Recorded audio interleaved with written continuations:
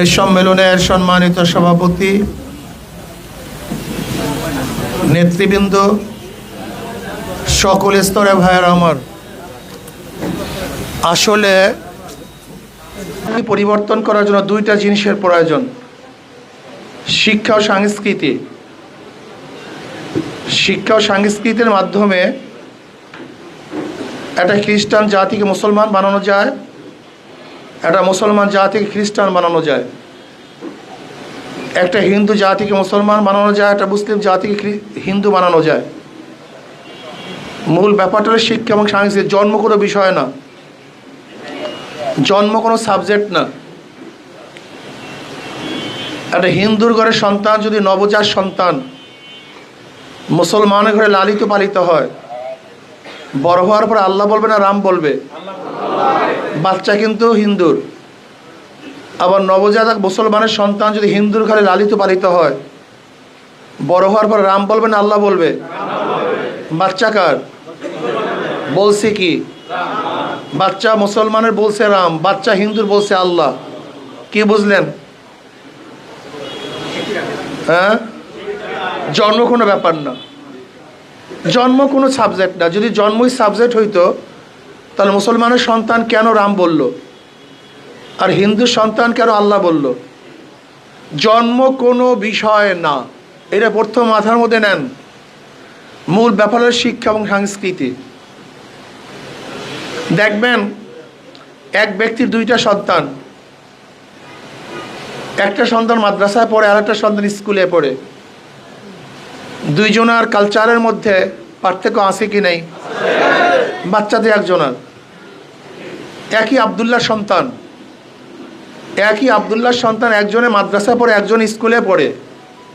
রং ঢং, কালচার, পোশাক আশাক, কথা বা কথনের মধ্যে হাজারো পার্থক্য। তার মানে জন্ম কোনো ব্যাপার না, জন্ম কোনো সাবজেক্ট না। মূল সাবজেক্ট হল কোন পরিবেশ, কোন শিক্ষায়। দেখবেন হাজারো ভালো সন্তান খারাপ পরিবেশে যাওয়ার কারণে খারাপ হয়ে গেছে, হাজারো খারাপ সন্তান ভালো পরিবেশে যাওয়ার কারণে। তাই মূল ব্যাপারটা জন্ম না। আবরার ফাহাদকে কারা হত্যা করেছে? বুয়েটের ইউনিভার্সিটির সেই আবরার ফাহাদ মেধাবী, তাকে কারা হত্যা করেছিল? সেই বুয়েটের ছাত্ররা। এই বুয়েটের ছাত্র কারা? সর্বোচ্চ মেধাবী। এই সর্বোচ্চ মেধাবীরা যখন খারাপ সোহবাতে যায়, তারা মেধাবী থাকে, এরা খুনি হয়ে যায়। জাহাঙ্গীর ইউনিভার্সিটিতে 100 ধর্ষণ করার পরে কারা সেঞ্চুরি পালন করেছিল? এই ছাত্ররা, ইউনিভার্সিটির ছাত্ররা। আমি কি বুঝাতে চেয়েছি? আসলে মূল ব্যাপারটা হলো জন্ম না, মূল ব্যাপারটা হলো শিক্ষা এবং সংস্কৃতি। ব্রিটিশ 200 বছর পর্যন্ত আমাদের শিক্ষা এবং সংস্কৃতির মধ্যে এমন প্রভাব ফেলছে, আমি যে মুসলমান আমি ভুলে গেছি। গিয়া দেখবেন হাজারো বাংলাদেশের মুসলমানের সন্তান, যাদের বাবা একসময় আলেম ছিল, কিন্তু পরিবেশের কারণে তার সন্তান নাস্তিক হয়ে গেছে। কবির চৌধুরী, সে একজন নাস্তিক, নাম করা। জানেন তার বাবাকে? তার বাবা কিন্তু আলেম, তার বাবা আলেম, লেকিন সোবাতের কারণে ধ্বংস হয়ে গেছে। মূল ব্যাপার শিক্ষা সংস্কৃতি, জন্ম কোনো বিষয় না। ব্রিটিশ 200 বছর পর্যন্ত ইসলামকে ধ্বংস করার হাজারো নীল নকশা এঁকেছে, হাজারো। আপনারা জানেন ব্রিটিশ এদেশ দখল করার পরে সমস্ত মানুষকে খ্রিস্টান বানাবার প্ল্যান করছিল। ঠিক আমাদের দেশ পরিবর্তন হওয়ার পরে গোটা জাতিকে নাস্তিক বানাবার প্ল্যান চলছিল। এদেশে 92% মুসলমান, মুসলমানদের কারণে এই দেশ স্বাধীন হয়েছে। ভারত থেকে 47 আমরা কেন আলাদা হয়েছিলাম? ইসলামের কারণে, অন্য কোনো কারণে নয়। যদি 47 ইসলামের কারণে আলাদা না হতাম, কিয়ামত আন্দোলন করলেও ভারত থেকে আলাদা হতে পারতাম না। আপনারা জানেন হায়দ্রাবাদ তখন স্বাধীন ছিল, কাশ্মীর স্বাধীন ছিল, কিন্তু হায়দ্রাবাদকে আবারও ভারত দখল করে নিয়েছে, কাশ্মীরকে ভারত আবারও দখল করেছে। যদি আমরা স্বাধীন না থাকতাম, ভারতের সাথে সংযুক্ত থাকতাম, তাহলে আন্দোলন করতে পারতাম, কিন্তু স্বাধীন হতে পারতাম না। 47 ধর্মের কারণে এদের স্বাধীন হয়েছিল। একমাত্র ইসলামের কারণেই ঢাকা ইউনিভার্সিটি নওয়াজ সলিমুল্লাহ রহমতুল্লাহ আলাইহির জমির উপরে এখন অবস্থান করতেছে। 600 একর জমি তিনি ওয়াকফ করেছিলেন। তৎকালীন সময় হিন্দুরা বারবার বাধা দিয়েছিল, 41 বার ব্রিটিশ সরকারের কাছে দরখাস্ত করেছিল যে বাংলাদেশে ঢাকাতে কি না হয়, ইউনিভার্সিটি না হয় কেন। এমনকি গড়াইয়ের মাঠে রবি ঠাকুরের সভাপতিত্বে সেখানে আন্দোলন হয়েছিল ঢাকায় যেন ইউনিভার্সিটি না হয়। ওদের কি দাবি ছিল, ঢাকা ইউনিভার্সিটি হলে এখানে মুসলমান সংখ্যাগরিষ্ঠ মুসলমান সন্তানেরা শিক্ষিত হয়ে যাবে। হিংসার অবস্থা দেখেন, আর তারা নাকি নন সাম্প্রদায়িক। মুসলমান সন্তানেরা শিক্ষিত হয়ে যাওয়া, এমনকি রবি ঠাকুর বলেছিল ওরা কিসের ইউনিভার্সিটি করবে, ওরা তো কথাই বলতে পারে না। এই রবি ঠাকুরের কথা আজকে তাকে আমরা সিরে তাজ বানায় ফেলেছি, মাথার মুকুট বানায় ফেলে। যাই হোক, আমি সেদিকে যাব না। যে ইউনিভার্সিটি মুসলমানদের জন্য হয়েছিল, যে ইউনিভার্সিটির প্রতীকের মধ্যে লেখা ছিল রব্বি জিদনি ইলমা, রব্বি জিদনি ইলমা এখন আর নাই। এমনকি নজরুল ইসলাম হল, ইসলাম নাকি সাম্প্রদায়িক, মুসলমানদের জমি সাম্প্রদায়িক না, নজরুল ইসলাম সাম্প্রদায়িক, ইসলাম শব্দ তুলে দেওয়া হয়েছে। মুসলমানদের ইউনিভার্সিটিতে দাড়ি রাখা যায় না, মুসলমান ইউনিভার্সিটিতে মুসলিম মেয়েরা বোরখা পরে ঢুকতে পারে না, মুসলমান ইউনিভার্সিটিতে ইফতারি করতে দেওয়া হয় না, মুসলমান ইউনিভার্সিটিতে নামাজ পড়তে দেওয়া হয় না। আপনি বুঝতে পারছেন আমরা কোথায় গিয়ে পড়ছি? শুধু কি তাই, এই গোটা দেশকে নাস্তিক বানাবার জন্য বইয়ের মধ্যে ডারউইনের থিওরি, বিবর্তনবাদ, যে মানুষ মানুষ থেকে না, মানুষ জানোয়ারের থেকে, কিভাবে আমাদেরকে ধ্বংস করা হচ্ছে। শিল্প সংস্কৃতির বইয়ের মধ্যে এখনও আছে শিল্প সংস্কৃতি। এই শিল্প সংস্কৃতি বইয়ের মধ্যে অপসংস্কৃতি এমনভাবে সয়লাভ করা হয়েছে। একটা মেয়ে কিভাবে ড্যান্স দিবে, কিভাবে নাচবে, কিভাবে গান গাবে, কিভাবে হাত ঢুলাবে, মাজা কিভাবে নাড়াবে, মাথা কিভাবে ঝাঁকুনি দিবে, গায়ের হলুদের নাচন কি, বিবাহের ড্যান্স কি, সাধারণ ড্যান্স কি হবে, কর্ণাটকের ড্যান্স হবে না দিল্লির ড্যান্স হবে না ক্যালকাটার ড্যান্স হবে, এই সমস্ত ড্যান্স হাতে নাতে আমাদের মেয়েদেরকে শিক্ষা দেওয়া হচ্ছে আমাদের বইতে বর্তমানে। শুধু কি তাই, একটা বাচ্চা, একটা ছোট্ট বাচ্চা, এই যে বাচ্চা, একটা মেয়ে কিভাবে হাত ধরে হাঁটবে, কিভাবে বন্ধুত্ব করবে, কিভাবে তার প্রেমে নিবেদন করবে, অ্যাপ্রোচটা কিভাবে হবে, এমনকি পিরিয়ডের সময় তার কাপড়টা কিভাবে রাখবে, সেটাই বইয়ের মধ্যে শেখানো হচ্ছে। আপনি চিন্তা করতে পারবেন না। অর্থাৎ একটা মানুষকে নাস্তিক বানাবার যতগুলি কৌশল আছে, সব কৌশল শিক্ষা দেওয়া হচ্ছে এই আমাদের বইয়ের মধ্যে, আমাদের টাকা দিয়ে, আমাদের খাজনা ট্যাক্স। হাজারো চেষ্টা চলছে, তারপরও ইসলামকে ধ্বংস করা পারছে না। কারণটা কি? একদিন চিন্তা করছেন? শিক্ষার মধ্যে ইসলাম নাই, ইউনিভার্সিটি ইসলাম নাই, মেডিকেল ইসলাম নাই, বুয়েট ইসলাম নাই, সব জায়গাতে ইসলাম বিদায় দেওয়ার পরেও বাংলাদেশে এখনো মুসলমানদের সঙ্গে বাড়তেছে। কারণটা কি? ওরা দেখতেছে হক্কানি পীর মাশায়েখ, আলেম ওলামা ওয়াজ নসিহাতের মাধ্যমে মানুষ দিনের দাওয়াত পাচ্ছে, এই দিকে বন্ধ করার চক্রান্ত করতেছে।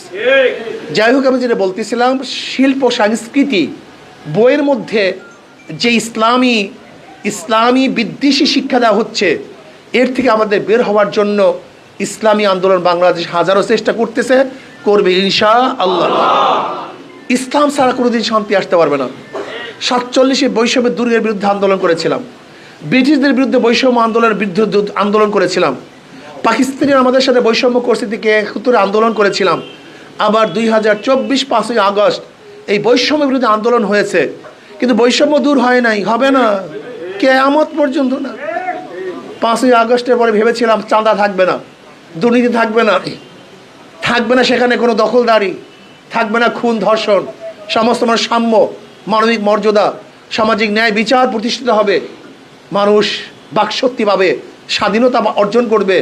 কিন্তু গতকালকে দেখছেন এই যে মৌলভীবাজার বাজার, যেটা সবচেয়ে বড় মার্কেট মৌলভীবাজার, সেখানে সমস্ত ব্যবসায়ীরা মিছিল করেছে চাঁদাবাজির বিরুদ্ধে। এই চাঁদাবাজ কারা? এই দখলদার কারা? একদিনও চিন্তা করছেন? শুধু চাঁদার চেহারা পরিবর্তন হয়েছে, কিন্তু চাঁদা বন্ধ হয় নাই। দুর্নীতির চেহারা পরিবর্তন হয়েছে, দুর্নীতি বন্ধ হয়নি। কিয়ামত পর্যন্ত হবে না, কিয়ামত পর্যন্ত, কিয়ামত পর্যন্ত। মাদার গাছ লাগিয়ে আমের আশা করা যায় না, তেঁতুল গাছ লাগিয়ে বৃষ্টি ফলের আশা করা যায় না। দুর্নীতিবাজদের মাধ্যমে দুর্নীতি বন্ধ হয় না, চোরের মাধ্যমে চুরি বন্ধ হয় না, ডাকাতের মাধ্যমে ডাকাতি বন্ধ হওয়া সম্ভব না। এই জন্য আমাদের শায়খ ও মুর্শিদ নওয়ারুল্লাহ আমার কথা কি বলেছেন, শুধু নেতা নয় নীতির পরিবর্তন চাই, শুধু নেতা নয়। আমি বারবার বলি, একজনের নাম এ, একজনের নাম বি, একজনের নাম সি। এও চোর, বিও চোর, সিও চোর। ক্ষমতায় আছে এ, সে কি করবে? হটাও এ, বসাও বি, সে কি করবে?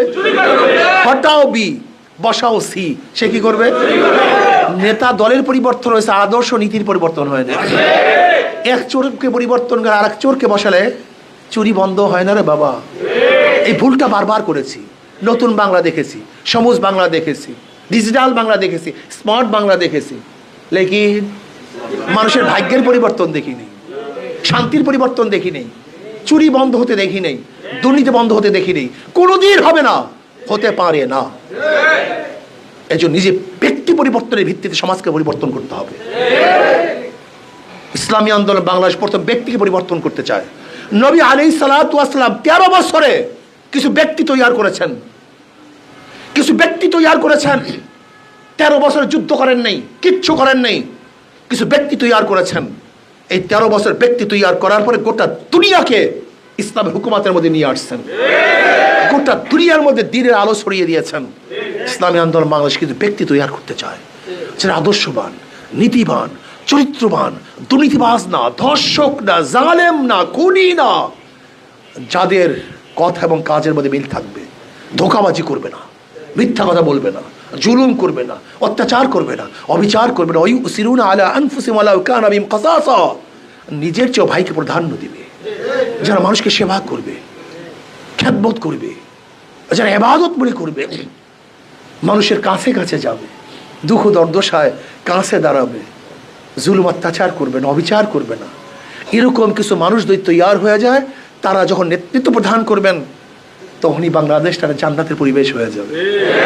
সাম্য, মানবিক মর্যাদা, সামাজিক ন্যায় বিচার প্রতিষ্ঠিত হবে। সাম্য, সবাই সমান, কুলি, মজদুর, তাঁতি, কামার, ঋষি, চামার সবাই সমান, আশরাফুল মাখলুকাত, মহিলা পুরুষ সবাই সমান, মুসলমান, হিন্দু, খ্রিস্টান, বৌদ্ধ সবাই বাংলাদেশের নাগরিক, সবার অধিকার সমান, সবার অধিকার, সবার অধিকার সমান। আমরা প্রত্যেকের অধিকার বাস্তবায়ন করতে চাই, ন্যায্য অধিকার প্রতিষ্ঠিত করতে চাই। মহিলা পুরুষের মধ্যে সম অধিকার নয়, আমরা ন্যায্য অধিকার প্রতিষ্ঠিত করতে চাই, ন্যায্য অধিকার বাস্তবায়ন করতে চাই। শুধু সমান না, ন্যায্য। আমার মা সমান অধিকার চায় না, 1000 গুণ বেশি অধিকার চায়। আমার দাদি, আমার নানি সমান অধিকার চায় না, 1000 গুণ বেশি ন্যায্য অধিকার। যার যে অধিকার, আমরা তাকে সেই অধিকার দিতে চাই। আল্লাহ আমাকে এবং আমাদের সবাইকে সাম্য, মানবিক মর্যাদা এবং সামাজিক ন্যায় বিচার ভিত্তিক সমাজ কায়েম করার জন্য, ইসলাম হুকুমাত কায়েম করার কোনো বিকল্প নাই। কাজে আসুন আমরা সবাই ইসলামী শ্রমিক নীতি বাস্তবায়ন করি।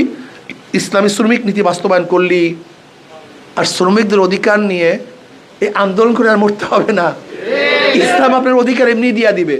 নবী আলাইহিস সালাম কি বলেছেন? মজদুরদের ঘাম শুকাবার আগে তার প্রাপ্তি দিয়ে দাও। কাজে আল্লাহ আমাদের সবাইকে কবুল করে নেন। বিগত কমিটি ভেঙে দাও।